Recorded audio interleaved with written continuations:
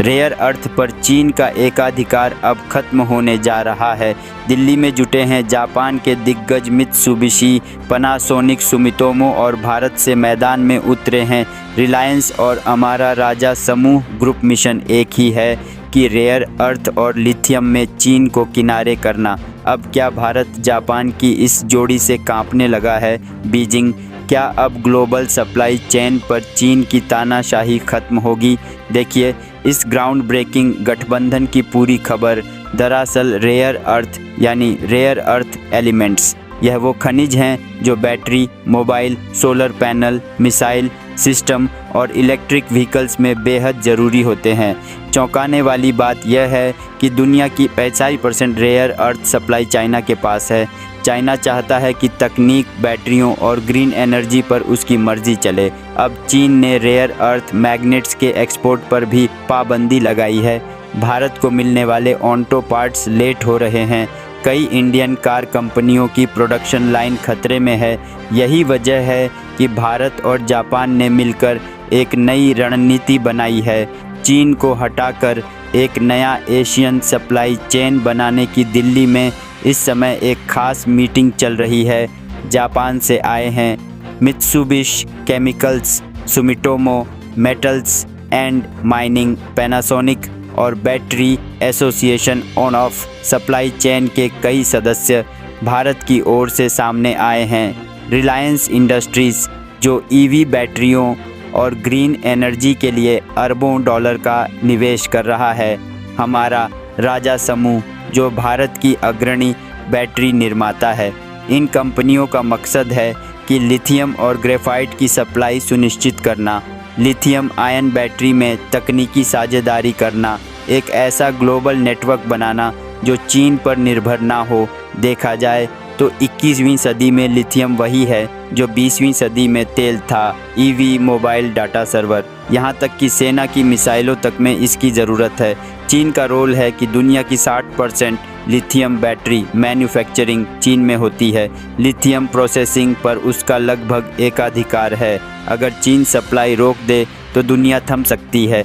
लेकिन भारत और जापान इस गेम को बदलने के मूड में है। भारत पहले ही जम्मू कश्मीर के रियासी ज़िले में 39 लाख टन लिथियम खोज चुका है। जापान के पास दुनिया की सबसे एडवांस बैटरी तकनीक है। अब दोनों साथ आए तो चीन के लिए यह एक रणनीतिक झटका होगा। भारत और जापान मिलकर एक ऐसी सप्लाई चेन बनाना चाहते हैं जो पूरी तरह चीन से स्वतंत्र हो। लेकिन कैसे? दरअसल भारत खनिज देगा, लिथियम, ग्रेफाइट, निकल जैसे क्रिटिकल मिनरल्स। जापान देगा battery design, research, advanced manufacturing और इनोवेशन। दोनों मिलकर बनाएंगे ईवी बैटरियों और रेयर अर्थ प्रोडक्ट्स की प्रोडक्शन यूनिट्स। इससे यह होगा कि भारत बनेगा रेयर अर्थ और बैटरी सप्लाई का नया हब। जापान को मिलेगा चीन से बाहर विकल्प।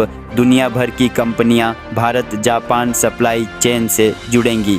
भारत सरकार इस पूरी रणनीति को तेज़ी से आगे बढ़ा रही है।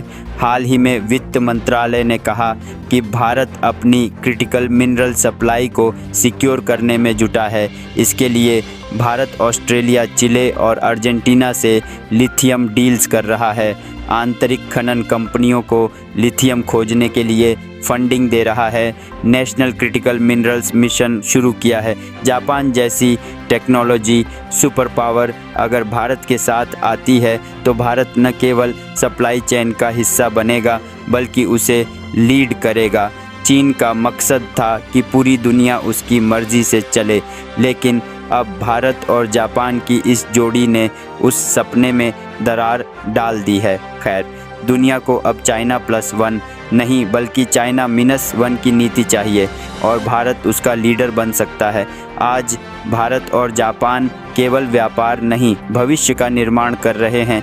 बैटरी से लेकर इलेक्ट्रिक वाहन, मोबाइल से लेकर मिसाइल, रेयर अर्थ से लेकर ग्रीन एनर्जी, हर मोर्चे पर अब चीन का एकाधिकार खतरे में है। और यह सिर्फ शुरुआत है। चीन ने सोचा था कि वह दुनिया को बंधक बनाएगा, लेकिन अब भारत जापान मिलकर उसे उसकी ही भाषा में जवाब दे रहे हैं। इस गठबंधन से निकलेगा नया एशिया, आत्मनिर्भर, टिकाऊ और रणनीतिक रूप से स्वतंत्र है।